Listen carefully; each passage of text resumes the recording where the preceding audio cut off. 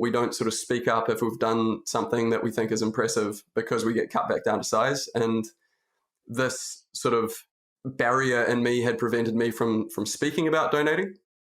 And the painful realization was I'd just lost 5 or 6 years of potential impact, because if I could just convince one other person that these ideas were good, I'd potentially double my own impact on the world.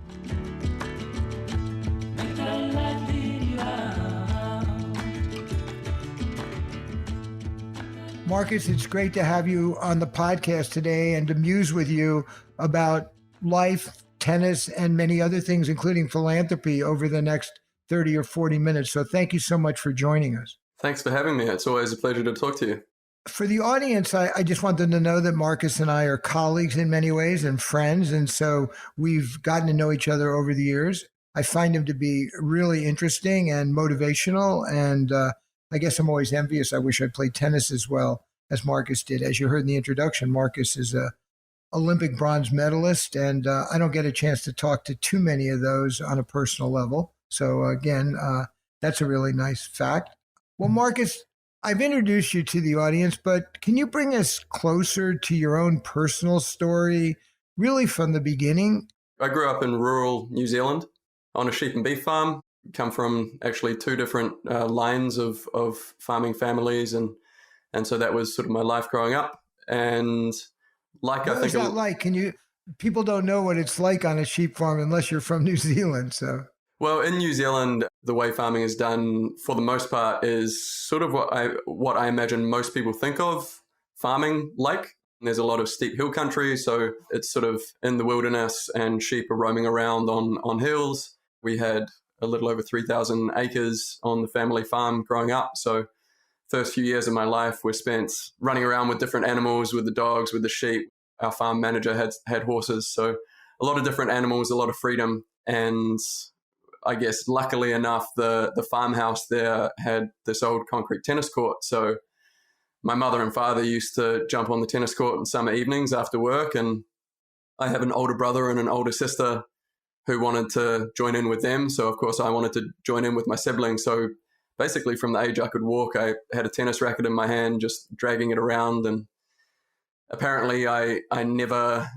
bothered with the kid-size racket. So I'd always want to grab an adult-size racket, which was at that stage bigger than me. And I wouldn't I wouldn't take the smaller size. So yeah, from a very young age, had a tennis racket in my hand. And like a lot of Kiwi kids, there's really no specialization at a younger age. So, played tennis from a young age, but also rode motorbikes, played soccer actually to a pretty high level as a teenager, surf, snowboard, a lot of hiking with the family, and had a really broad and rounded childhood. And around the age of 15, actually got put into the position where I had to choose between tennis and soccer in terms of, so that I was at a national level for both, on the national squad for both. And the New Zealand Football Federation said that if I wanted to stay in the team, I'd have to train with them year round. At that point, I was playing tennis as a summer sport and football as a winter sport. So I chose tennis, and at that stage went to boarding school in Auckland to try and do some more training, as from a very rural place in New Zealand. Was that a hard transition for you? For people who don't know, Auckland's a pretty large city. Was that rough, and were you homesick? It was hard in a few ways. I definitely thought my school in my hometown was a lot more fun and had a lot more community feeling to it. Although the boarding house itself in Auckland had some of that same feeling. So, you get to know a smaller group of guys who are all in the same situation as you. That part was fun. But yeah, if I could have stayed at home and got the training that I had in Auckland, I definitely would have done that. But, it's just not a possibility in a tiny town, especially in a place as small as New Zealand. If you're a top athlete, you need to go to the biggest populations in order to get challenged. So that's what I did, and did a couple of years there, and then felt like I'd sort of maxed out the challenge in Auckland at that stage, and made what was in hindsight quite a strange decision to move over to Slovakia at the age of 17 and do my final year of school by correspondence from over there. And that was at the behest of a Slovak coach that I was working with in New Zealand. So yeah, went over there by myself at 17 and really got thrown in the deep end of, foreign place, foreign language. At that stage, that was, I think, 2007, felt very sort of post-communist. No one spoke English. Was this in Bratislava? Where Actually, no. At the start, I was in a small mountain town called Banska Bystrica, and it wasn't much of an improvement on New Zealand in terms of challenge tennis-wise. So I grounded out for a few months there, but then moved to Bratislava, to the capital city, and started training at an academy and actually stayed there for about 3 years. That was my introduction to tennis. And then when I started playing professional events, actually was that year when I was 17 in Europe. When you started playing professional events, what was going through your head about your future in terms of thinking about the world and where you fit in? Did you think about it much? You'd just been in a country that had come out of the throes of sort of Stalinist communism.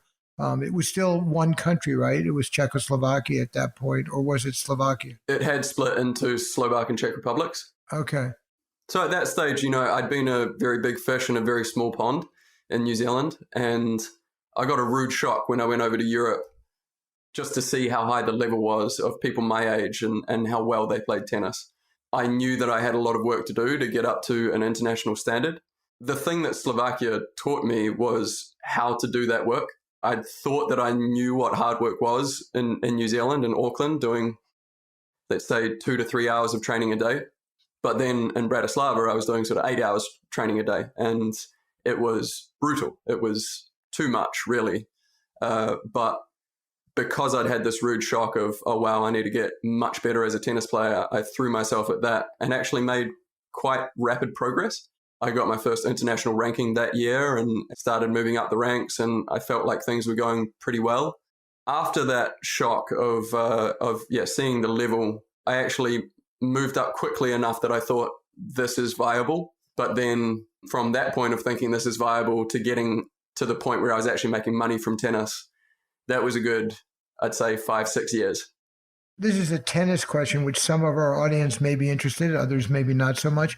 But you had said you had a cement court back at home in New Zealand, but I think of at least the Czech Republic and Lendl. I mean, I think of it as slow clay. Where were you playing on? What surface were you playing on? Yeah, it was clay, and I hadn't touched a proper clay court until I'd gone over to Europe. The first few years of playing on clay, I was like Bambi on ice. I mean, I'm a tall, lanky guy.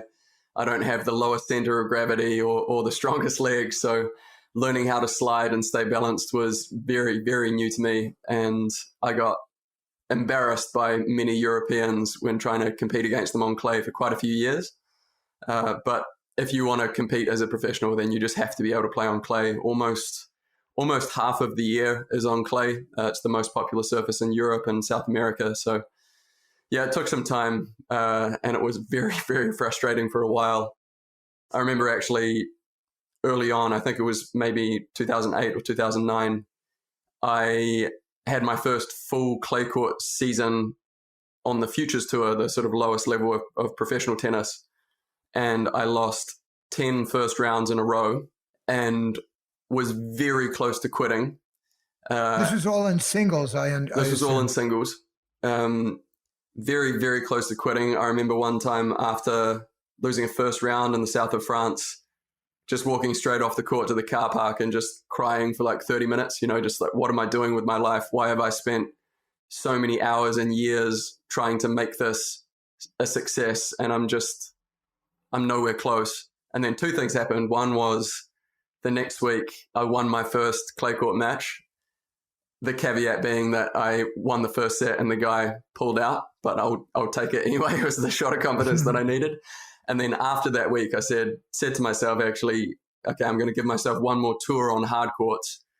And if I don't do well there, then I think I've got to call it quits. I played 3 weeks in Israel and had my best results to date. So that was sort of the spurt of energy that I needed. But I came very, very close to quitting because of the clay courts pretty early on. Well, I think there are a lot of people in the world of philanthropy that are really glad you didn't. I don't know about the world of tennis. I can't really say one way or the other, but it's certainly your Kiwi doubles partner from the Olympics probably is glad you didn't quit. Let me go back to the world. As a 19-year-old super athlete, but probably not somebody that had spent a lot of time thinking about what was going on in the world or your place in the world. Do you remember what your consciousness was like back when you were, say, 19 or 20, relative to world events and your place in it? To be honest, I don't think it was in my mind. Making a living from tennis was all consuming. It was what I spent, physically 8 hours of my day on, but then it is an all consuming pursuit because if you're not doing the physical training, then every hour of your time is planned out to be adjacent to the physical training or to add to the physical training. So, you might get an hour and a half to 2 hours in the middle of the day for lunch, but you're not thinking, okay, that's my time to go and read up on world events. You're thinking, okay, I need to get X amount of grams of protein in my body and then X amount of time afterwards where I'm not moving to be ready for my afternoon training sessions. Same thing in the morning before training, same thing after training. Everything is geared around trying to be a better tennis player. And that's something that I think isn't readily apparent from the outside. People might see a few hours of training a day, or during a tournament, maybe you only spend sort of 4 hours at the stadium, but it doesn't end there. Everything in your life is geared around becoming a better tennis player. So it wasn't until I got to the stage where I was actually making a living from tennis and felt some financial security around that and some job security around the idea, like the belief that I could continue to make a living from tennis, that I felt that I had the mental and emotional space to start thinking, okay, what is my place in the world? Where are my privileges? And what should I do about it? I'd love to use this as an excuse because at about the same age you were focused on your tennis and getting better and better. I was an anti-war activist and very focused on what was going on in the world. And my tennis was way secondary. I also know I didn't have the talent. So I wasn't lured towards trying to improve my tennis career. By the way, for the audience, I used to be a sort of regionally ranked U.S. tennis player, but really mediocre and not in the same league as Marcus, even when he was in his darker days of losing 10 futures matches in a row. I couldn't even have carried his racket. But my point is, it was funny. Our consciousness and our view of the world was very much reversed at that stage. But you did start at some point to think about what was going on in the world and what your place. Do you remember when that was and how that evolved? Yeah, I do. I think the first time I started seriously thinking about this stuff was in my early 20s. I started a degree alongside tennis through Massey University in New Zealand. They offer sort of distance learning. I had always been interested in philosophy, so I took quite a few philosophy electives in that degree. When I was around 21, 22, in one of my philosophy papers, I came across some ethical arguments by Peter Singer. The one that I remember most clearly was the ethical argument around vegetarianism. And I did pay attention. It did land for me. And I remember having a chat with my father when I was in my young 20s about these arguments that Peter was making around vegetarianism. Interesting conversation because my father comes from many generations of farming families. I'd grown up in a household where, that way of life is a given, that you don't really question it. Yeah, I do remember having those conversations when I was in my young 20s, but I also remember finding excuses or reasonings that were good enough for me at that stage to sort of put it to the side again. And then it wasn't until my mid-20s, I want to say, where I sort of had the financial security to open up my mind a little bit more, I think, something like that I started taking the arguments more seriously and started putting more energy into what can I do for the world. Were you thinking primarily about non-human animals at that point, or were you thinking more globally about poverty or other things, do you think? Can you recall? Early on, it was thinking about animals. And then in my mid-20s, when I first sort of discovered the ideas of giving effectively and sort of the philosophies of effective altruism, then actually the first causes that I got drawn to and the first causes that I donated to were human. And then it was over the course of the following couple of years that I actually started devoting more of my personal donations to animal welfare. Let me contextualize this for the audience. How old are you now, Marcus, so that people can think about, where this journey was at that point? 33 now. 33. So this is starting maybe 8 years before your current venture, which we'll get into, high impact athletes. Before we do get into high impact athletes, now that you have the perspective that you have, and your tennis career is by necessity taking a back seat because of your injury, and so you're taking some time off, and you transition to being a doubles player, I guess I should also say to the audience. As you look at the world today, if you had to prioritize what the three most pressing problems in the world today are, not that this is your final answer that will hold you to forever, but what would be, by the way, Mark is one of the few guests that had no idea what I was going to ask him before we started today. But what would you think those three problems are? So the one that sticks out the most to me is factory farmed animal welfare. I think it's something that we'll look back on as humanity, hopefully in a few decades in the future, and think, why did we do this? This was abhorrent. I think unnecessary suffering is just abhorrent as an idea. So that's the thing that I emotionally feel most passionate about. Quite different than the sheep that you were running after on the farm when you were growing up, who were rollicking in the hills for the most part. It really is. And I still don't feel completely clear in my own personal philosophy around where farming as a general concept sits for me. I can't imagine a world that doesn't have any animal husbandry in it as sort of an endpoint. I don't feel like that's attainable. But factory farming is a completely separate issue in my mind. Factory farming is sort of the commoditization of animals, and I think that's just disgusting. I have spoken with Peter about this very question when he visited my son's farm, which is primarily an organic vegetable farm. For the audience, my son is an organic vegetable farmer, but he has cattle on his farm, and they slaughter about one a year for their own consumption, and they use the rest for compost. And I did ask Peter about it and how he felt about it, because he spent a lot of time with Noah and me and Diana on the farm. And I don't want Peter to be held to these answers that he gave, because he may have been being excessively polite. But I think he felt like, yes, they do have some life that they wouldn't otherwise have, good years, if they weren't on Noah's farm. But he pointed to how they're slaughtered, whether other animals on the farm were aware that they'd been slaughtered, and so that the suffering is nothing in the magnitude of the kind of suffering that goes on with factory farm chickens. So the first issue you mentioned was factory farming. What are the other two? The second for me is, again, it's the unnecessary suffering piece, and I think there's a huge amount of that on the human side. I think there's some really low-hanging fruit in the human suffering space that doesn't get enough recognition or enough funding. The thing that jumps to my mind most quickly is malaria. I mean, if you think of where you're from, Charlie, or where I'm from, the States and New Zealand, when was the last time we had someone die of malaria? Probably many, many decades ago, but there are still many hundreds of thousands of people who die from malaria around the world every year. These sorts of problems, in my mind, can be solved with the right amount of attention and the right amount of funding. Your initial question was, what are the most pressing issues? Well, there are hundreds of thousands of people dying a year from this stuff, and many millions more that get sick and can't contribute to their families or to the local economies. The reverberations of these sorts of issues are huge, and they are pressing. And I would add, for the audience who may not know this, two things. One, the most vulnerable populations are the people who are most likely to die from malaria. That is children under 5 and women who are pregnant. And the Against Malaria Foundation, which is a charity on our website, thelifeyoucansave.org, is one you can look into or go to them. And also on the HIA website, the High Impact Athletes, I think, is another one.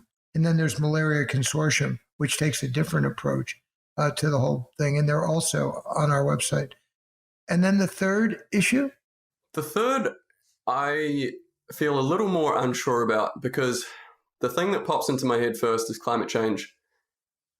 I don't feel like I know the science well enough to know how pressing that is and how long we have to take action. I feel like perhaps the media has become more alarmist than they should around the timeline. I can't equivocate that. I don't know if that's the case or not. But yeah, in terms of pressing problems, another thing that comes to my mind is, actually just this morning I was reading about a group of I think 1,000 business leaders and thought leaders who had signed a letter asking to pause these large language model AIs just to sort of try to get a grip on safety. And again, this is an area where technically I'm very ignorant, but the worst case scenario risks of AI, I think, are huge. And if a 6-month moratorium or, a 6-month period of let's figure out what the risks are and see if we can mitigate them, if now is the time where we have the greatest chance of doing the best thing for future AI, then perhaps that's also super pressing. So you've tackled these problems, some of them anyway, in your own way. And can you say kind of when you transitioned from focusing exclusively on your relationship with your wife and your friends and family and your tennis to starting an organization which is attempting to use your position in the world to address these issues? I started donating to these organizations, I believe, initially in 2015 and made a 1% pledge the following year, sort of built that up over the years. Come 2020, I think I'd made a commitment at the start of 2020 to donate a minimum of 8%. Then COVID hit and the tennis tour stopped. And for those that don't know, on the tennis tour, if you're not playing tennis, you're not earning money. We earn money by showing up to tournaments and winning matches, unless you're in the very, very top of the singles bracket and you get paid endorsement money, which I don't. So essentially I lost my job. And for the first time in my adult life, I had months on end in one place with not that much to do. And it gave me a lot more space to think about my place in the world and, I guess, at risk of sounding a bit grandiose, sort of the legacy that I wanted to leave behind. And one thing I actually did during that time was I took Peter Singer's course on effective altruism through Coursera, an online learning platform. Very little of it was new to me because I'd done a lot of reading in the meantime. But what it did was sort of reinvigorate this question for me, which is, what can I, Marcus, do to maximize my own impact in the world? And I had quite a painful realization, which was, okay, I'd been maxing out the amount that I could give, or it felt like I was maxing out the amount that I could give, but I had not used my voice. We have this thing in New Zealand called tall poppy syndrome, which is this societal norm where we don't boast, we don't put ourselves out in front of other people, we don't sort of speak up if we've done something that we think is impressive because we get cut back down to size. And this sort of barrier in me had prevented me from speaking about donating. And the painful realization was I'd just lost 5 or 6 years of potential impact, because if I could just convince one other person that these ideas were good, then I'd potentially double my own impact on the world. And so that was the sort of thought process that led to me thinking, how can I best use my voice? And I have a small platform. I've never paid much attention to social media, sort of consciously avoided it during my playing career. But I knew some of the biggest names in the sporting world. So I thought, okay, if I can get bigger athletes on board with these ideas of giving effectively, then with their collective voice and that collective megaphone, we could maybe have a huge impact on the way people think about charity. If you can just get people to redirect their donations to a charity that's 10 times or 100 times more effective, then that's a huge amount of impact done in the world. So that was the concept that underlied high impact athletes. And so I started noodling on that and speaking to a lot of people about it. And yeah, launched the end of 2020. And it's been a very pleasant surprise to see how quickly it's grown. By the way, High Impact Athletes has a website, and you can visit their website. And in many ways, it parallels the Life You Can Save website. In other ways, it doesn't, because there's also a focus on some of the issues that Marcus alluded to, like non-human animals, that we don't have at the Life You Can Save, in spite of Peter Singer being my co-founder and certainly the inspiration for it. My wife is like the culture that you have in New Zealand. She doesn't like to talk about our giving, but she has come to realize that if she can say that by supporting the Life You Can Save itself as an organization and the growth of it, she's had more impact in the world dramatically than she did as 30 years as a compassionate family doctor. But it's taken a real long time for her to get to the point where she can talk about that. I think a lot of people have that barrier inside them where they don't want to say, hey, look at me, I'm so good. or I'm such a great person. And I understand that. But then you've got to balance that against the potential impact that speaking about this stuff can have. If you can save a life or improve 100 lives by speaking about this stuff, then who cares about a little bit of discomfort? Like, I'm sure if we, it's like Peter Singer's pond example. We would take the discomfort of ruining a pair of shoes and getting dirty feet to save a kid who's drowning in a pond. And this is, in my mind, exactly the same thing. Yes, I still find it uncomfortable to speak about my own giving, but if it means that people's lives can be improved, of course I'm going to do it. I ask myself, why am I more comfortable than you or Diana about speaking about my giving? And I think it's one of the ways I feel comfortable about it is at the same time I'm talking about the fact that I could do a lot more. Right. That even though Diana and I have given away what most of our friends and family and others might believe is a tremendous amount of our wealth, we still live well. We have 2 cars, which is questionable anyway. And we have travel. I just came back from Europe, half of which was work and half of which was pleasure. So I focus, yes, we've done these things and it's fabulous that we've had the opportunity to do them and to use our money to save lives and reduce suffering. But every time Diane and I go out to dinner or go on a holiday, I realize we're choosing to do something for ourselves that we could be doing more. So I think those 2 things for me compete. And that's why I don't feel like I'm being so arrogant to talk about the giving, because in a way it's almost embarrassing. And I think Peter feels this way a bit too. It's almost embarrassing because we could do more. One thing that I try to do, so I hold people like Peter up as heroes, the likes of Toby Ord, the people who beyond a certain amount give everything. I'd like to get to that stage at some point in my life. So that trickles down to me feeling comfortable to give more. And that's what I try to do with our athletes as well. So, I took the 10% pledge 2-3 years ago to donate a minimum of 10% of my earnings for the rest of my life. And that feels very doable for me now. I think one of the things that I was most surprised by is you don't miss the money that you don't have. It's simple to, if you're on a reasonable income, to live on 90% of what you would otherwise have earned. But I'm the biggest pledger amongst our athletes. And I think having that example to set, when I'm speaking to an athlete who's thinking about coming on board and saying, hey, look, I started at 1%, I'm now at 10%. It feels great. I don't feel a negative impact on the quality of my life. It sort of nudges them up towards a higher anchor.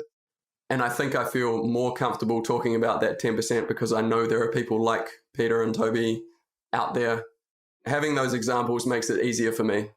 But I do want the audience to know that Marcus, in spite of his success as a doubles player, probably ranked, I don't know, in the high mid-40s or whatever, and winning a bronze medal at the Olympics, has not made a tremendous amount of money.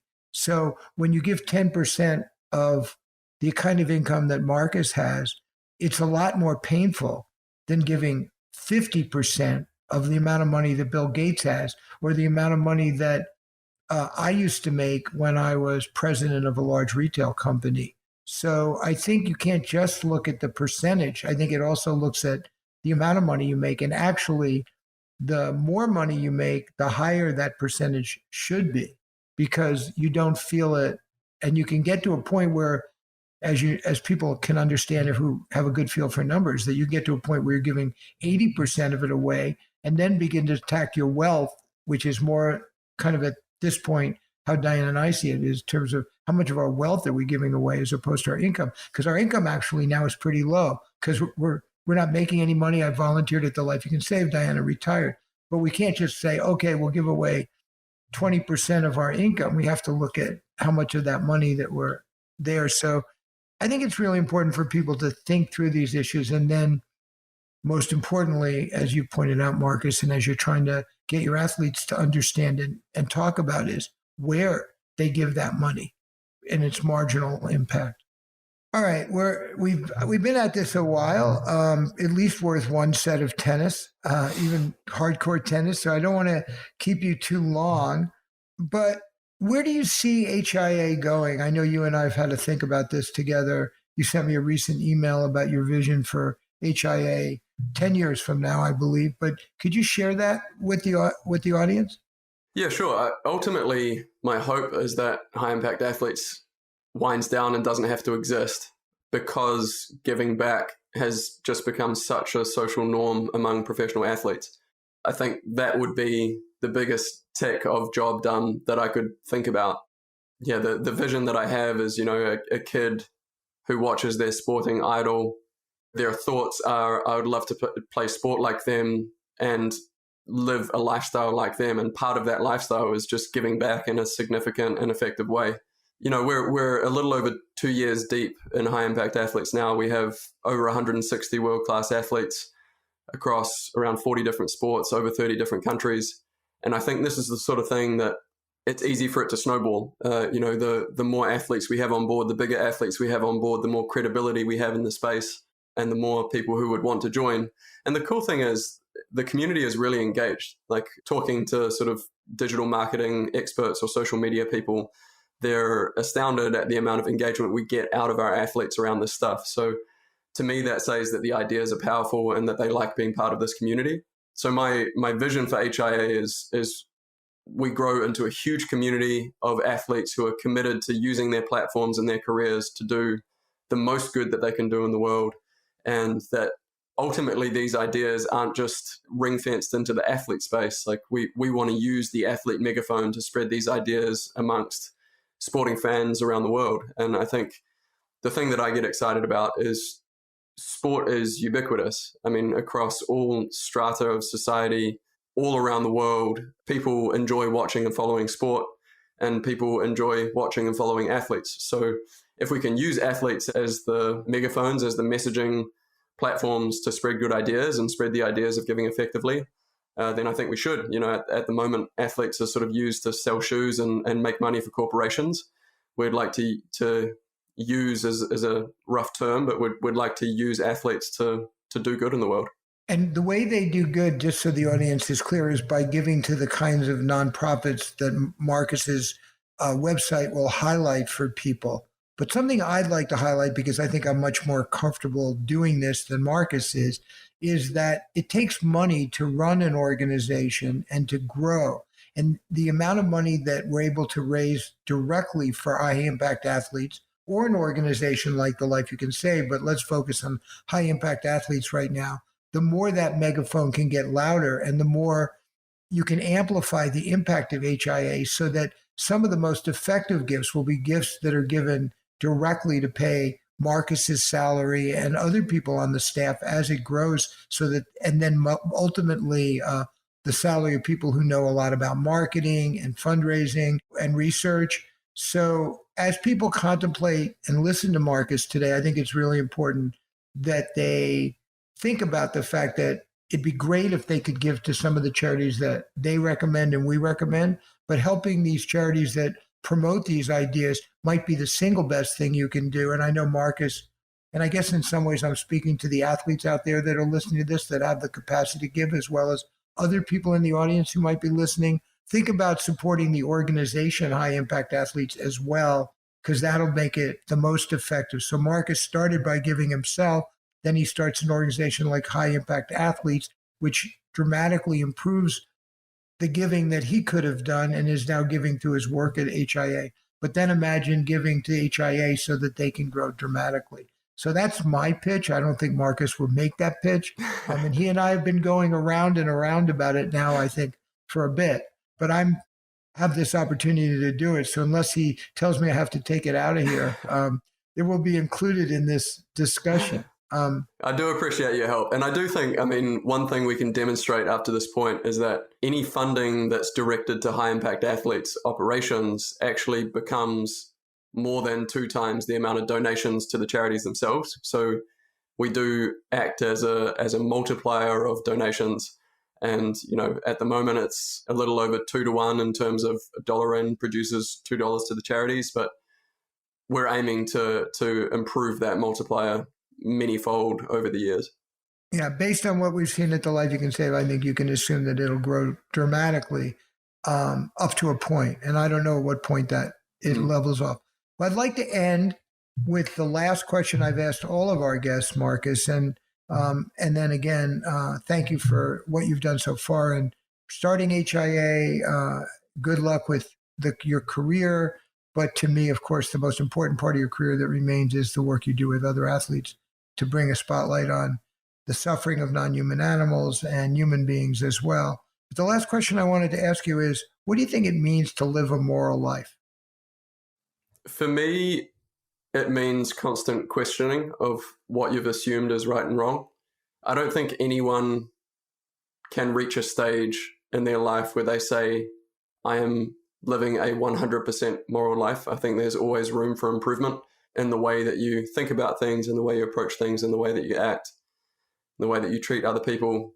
I know I have a long way to go, but the thing that's most important in my mind is just constantly asking yourself the question, am I acting morally right now? Or if you're contemplating a decision, what's the right thing to do?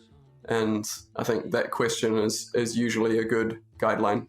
Well, Marcus Daniell, you may not have won Wimbledon yet in doubles or singles, and you may not have won the World Cup, but I think you're a model for those athletes that have won the World Cup or won Wimbledon. And I thank you very much for your work, and thank you for being on the show.